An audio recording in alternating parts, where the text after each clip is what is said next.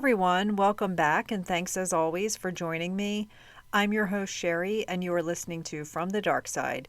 Today we have a short but mighty case. A 54-year-old man who is checking his mail is quickly ambushed from behind and murdered. Police have a suspect in mind, but then turn their focus on someone else who may be responsible.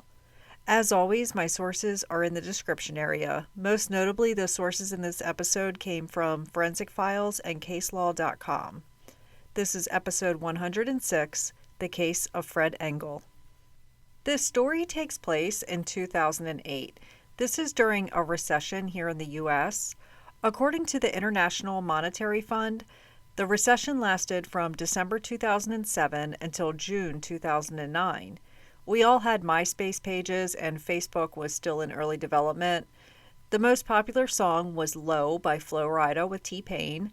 Over 600 Starbucks locations closed due to the recession. Bread averaged $1.69 per loaf. And lastly, Eliot Spitzer, the governor of New York, was forced out of office because of a sex scandal.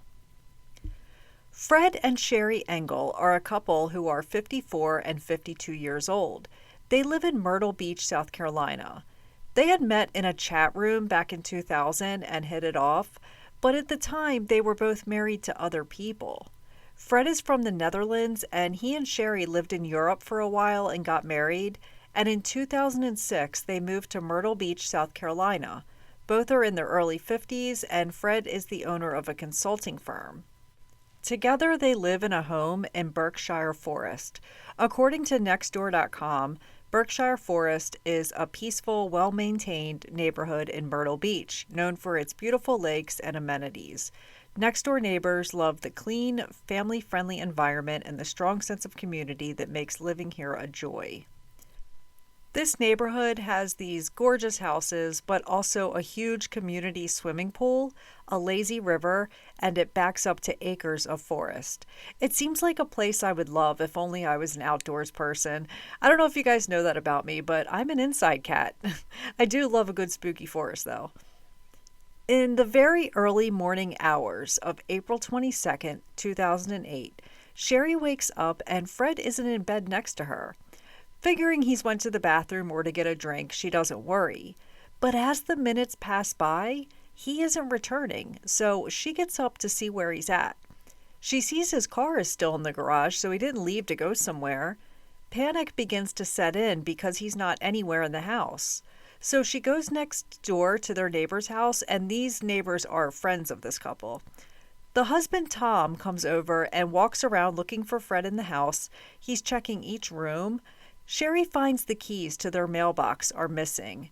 So the neighborhood doesn't have individual mailboxes in front of each house. Instead, it has a communal mailbox with individual boxes you have to unlock to get your mail out. This bank of mailboxes is right along the tree line, which leads to the woods. So his mailbox keys are missing. Sherry is hoping he just walked over to the mailbox to get something important out. Maybe he just forgot to check the mail, realized it in the middle of the night, and he was expecting something important, so he had to do it right then. This mailbox was only about 2 blocks from their house. Sherry and Tom head over there, and Tom walks up to the mailbox and tells Sherry to stand back, don't come over here. Laying on the ground next to the mailbox are Fred's glasses. They also see blood on the pavement. They go back and call the police. At this point, who knows if the person who did this is still out there? They don't even know where Fred is at this point. He may have been kidnapped or killed or taken somewhere. All we have are his glasses and blood on the pavement. Both are not good signs. The police canvass the neighborhood, and this is causing quite a scene. All the neighbors have woken up and are standing in their yards in their bathrobes watching all this unfold. The police head into the wooded area, and just 15 yards into the woods, which is 30 yards total from the mailbox, they observe what appears to be the body of a middle-aged male. It was Fred Engel. He is laying face down on the ground, and he appears to have a very large gash on the back of his head. So from the very early preliminary findings, it appears he was hit from behind while standing at the mailbox. This caused him to go unconscious, and then he was dragged into the woods and killed.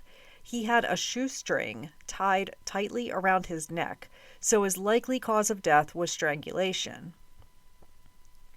Meanwhile, police go back to Sherry and Fred's house where they are going to interview Sherry, who is absolutely hysterical to the point that the paramedics have to step in and help her. Fred did have a lot of enemies, kind of.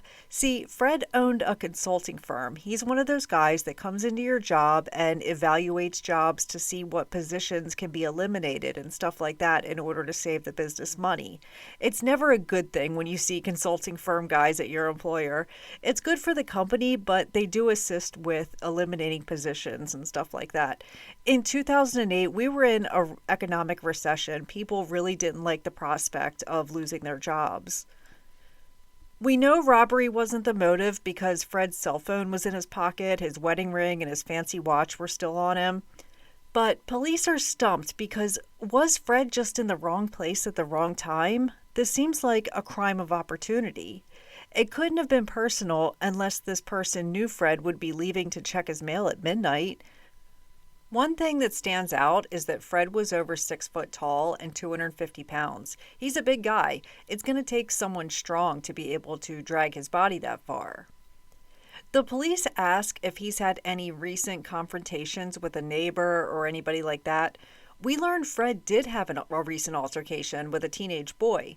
So there's this teenager who lives in the development with his mom, and they are in the process of being kicked out due to his behavior. He likes to go around scaring residents, and he started some small fires. He's also known to vandalize people's houses and shoot an air rifle at your car when you drove past him. He has a bad temper, and everyone's just relieved that he's moving soon. The detectives meet with this kid and see he isn't small at all. He's 6 foot tall. A shoelace was used to strangle Fred, which would make sense for someone under 18. Teenagers who kill usually don't have the best murder weapons. The detectives interview this young man, and everything he is doing is pointing to being guilty. He's evasive, he makes it clear he doesn't want to be there, he's being super confrontational. Finally, he says yes, he was in the neighborhood during the middle of the night, but he left and went to a shopping plaza. Surveillance video showed that he was at this shopping plaza between 11 p.m. and 12 a.m., which was the time of death for Fred. So this young man is eliminated as a suspect, but it still seems odd that he was being so shady. Meanwhile, this neighborhood is on edge since there's a murderer out there. People aren't leaving their house after dark, kids aren't playing alone outside, everyone is scared as they should be. The only clue they have is a resident said that she saw a red pickup truck, which she believes is a Chevy S10, in the area of the mailboxes that night. It had driven by a few times before parking near the mailboxes. Police turned to forensics, hoping that this will help them. The shoelace that was used to strangle Fred was old and dingy. It's got to be stockpiled with DNA. But nothing significant turned up when a DNA test was done. A few weeks go by, and there haven't been any arrests. Sherry's family provided a few tips to police that they didn't see coming. First, Sherry's family says they love Fred. They say he was a good man and very charming. They all really liked him a lot. Sherry's family also says that on the day of Fred's service, Sherry was with a man who no one had seen before. He had red hair and appeared to be at least 10 years younger than Sherry. Anyway, they found it odd that she was mingling around with this man on the day of her husband's funeral. In the days after the funeral, others noticed they were being very friendly towards each other. They're being flirtatious, and everyone's kind of like, huh, this is weird. Like, your husband was just murdered, and this is an odd way to behave. No one else even knew his name. According to forensic files, Fred traveled often. He would go to China, he'd go to New York. He was traveling both domestically and internationally quite a bit. Sherry would go to Kentucky a lot of times when he was gone, which is where her family lives, often telling Fred that she was visiting with family. Plus, she's from Kentucky, and that's where her doctor is. She would make the appointments when she visited. We learned that this man with red hair lived in Kentucky. The detectives in South Carolina get a hold of the police in Kentucky. They tell him, we had this murder up here. The word on the street is that the wife is having an affair with this guy who lives in Kentucky. They ask him if they could look into this mystery man and see what they can dig up. The Kentucky police agree to assist however they can. They learn that Mr. Redhair is Tim Rogers. He is 40 years old. He lives in Kentucky. He's a contractor. He's divorced and he has no criminal history. He's 6 foot tall and 240 pounds, so he's almost the same size as Fred. He also drives a red Chevy S10 pickup truck. So the police from South Carolina drive out to meet Mr. Tim Rogers, and the first thing they notice is there is no red truck. He had it repainted, so it's just primer gray. So there's that. Plus, the inside of the truck had been cleaned recently with bleach. They searched Fred and Sherry's house the night of Fred's murder and looked at Sherry's cell phone. When they looked at the phone records, they noticed that she had deleted lots of phone calls leading up to the night Fred was murdered. The phone calls she deleted from her list of recent calls were back and forth between her and a Kentucky phone number, which, surprise, belonged to Tim Rogers. There was a flurry of phone calls during the time Sherry said she was sleeping, which was during the time of Fred's murder. A total of 14 calls were made between Tim and Sherry the day before Fred was murdered. Sherry is brought in for more questioning and adamantly denies having anything to do with Fred's murder. She claims she loved her husband and would never want him dead. But police tell her, look, we know all about your affair you're having with Tim Rogers. You need to come clean. She's not having it, though. She's denying everything. Police do what's called a cell phone tower dump. They take the cell phone tower in the area and it shows every call placed in the area and how long it lasted. With this tower dump, it will also show locations of where each cell phone in the area was, which is pretty cool, especially for 2008 technology. I can't imagine what they could do these days in 2024. It showed that Tim's cell phone was within 10 feet of the mailboxes. It later showed it was at a motel in the area. Police go to this hotel and show a photo of Tim. The staff say, yeah, he was here. He drives a red truck. They say he stayed on and off for several months. When checking who paid for this hotel room all the time, it was linked to Sherry's credit card. Sherry and Tim are both questioned separately and both deny having anything to do with the murder, and they deny even being more than just friends. They turn up the heat with Sherry and confront her with all this cell phone data. She's still not budging. They don't have anything to hold her on, which is a huge surprise to me, so they let her go. Later that day, the severity of evidence must have finally hit her because she returns to the police station on her own accord and says, it's time to come clean. She admits that she's been having an affair with Tim Rogers. According to caselaw.com, the affair had been going on since the prior year, which is 2007. She said that she was sorry and that Tim had talked about killing Fred, but she never thought he would actually go through with it. But the evidence shows differently. The evidence shows that Tim called Sherry from the mailbox at 9:43 p.m., and we know that he's telling her, hey, I'm positioned out here, send him to the mailbox. There was a delay, though. It wasn't until 11:05 p.m. that Sherry told Fred he needed to get something important out of the mailbox. She basically sent him on a death walk. She knew by doing this he was heading to his death, but she sent him anyway. Both Sherry and Tim are arrested for the murder of Fred Engel. At her trial, Sherry discussed her relationship with Tim, which dates back to 1 year prior. She said Tim, even though he had no criminal record, decided he wanted to kill Fred so he and Sherry could be together and not have to hide their affair. Sherry was not on board with the idea at first, but eventually it grew on her, and she said her and Tim discussed it every day. Sherry says the morning of April 21st, 2008, Tim tells her, today Fred is going to die. She replied, well, if you're going to do it, just go ahead and do it. Tim's plan was to park his truck near the mailboxes, then hide in the bushes. Once Sherry sends Fred to the mailbox, he would ambush him. Sherry testified that Tim called her that night at 11 p.m. to tell her he again is positioned at the mailboxes. Sherry claims she then asked Fred to check the mail, and when he left the house, Sherry called Tim and told him he's leaving. She testified that when she hung up the phone, she knew she had fulfilled her part of the agreement. Tim calls her back a short while later and says, it's done. Sherry says he was out of breath and she could tell by the sounds coming through the phone that he was in the woods.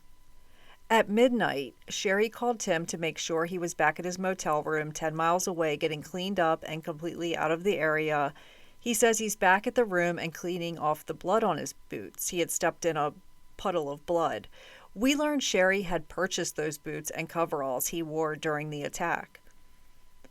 Once she got off the phone with Tim, she went over to her next-door neighbor's house and said she couldn't find Fred anywhere. The neighbor helped her search for Fred, and then they went to the mailbox where his glasses and blood on the pavement were found. Then the police were called. I think of Fred Engel, and I'm reminded of the Chris Coleman case I talked about months ago when he asked his cop neighbor to go over and look in his house. And it's like when they're guilty, they want to make sure someone else is there to witness the panic and look at how upset I am that my spouse is missing. Sherry testified that before the funeral, she viewed Fred's body and noticed his head was damaged bad where he had been hit with something, and that he had a lot of scratching and bruising down his arm and on his right side. Sherry told the jury that she found this odd because their plan did not include beating Fred up or hitting him with anything. She was also told he would be killed with a gun, so she was shocked to learn that he had been strangled with a shoelace. Sherry says Tim forced her to go along with the plan and that he also physically and sexually abused her. She also told the court that Tim wore Fred's clothes to the funeral. So she claims she is innocent in all this. But she was even shown blowing kisses to Tim during their trial when she's led by in shackles. Plus, she wrote him letters that she loved him no matter what he does. Sherry ultimately pled guilty to accessory before the fact of voluntary manslaughter. And on December 8, 2010, Circuit Court Judge Larry Hyman sentenced Sherry to 30 years in prison, saying that he doesn't believe she is innocent as she claims she is, by saying, "I don't believe your position that you were under duress in this situation." For his role in the murder, Tim was sentenced to 35 years in prison. Sherry's family and friends were a huge help in this. They were the ones who tipped off the police that Sherry was possibly having an affair. I mean, how bad is that for you to have to turn in your family members? Like, they just knew something was wrong. Police would have found out about it eventually, but they really helped to speed it up. As we've seen with so many cases, Sherry should have left Fred and moved on with Tim. They're adults. They have the freedom to do that. Nobody has to die here.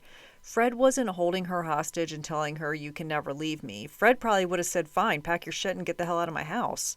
Then it's done. I don't think there was any life insurance motive, which is the case a lot of times. I can't find anything in regards to a payout Sherry would have received if Fred died. Fred is remembered as a good man who had a gentle character and a big sense of humor, according to his friends. Rest in peace to Fred Engel. That's it for this week, and I'll see you all again soon.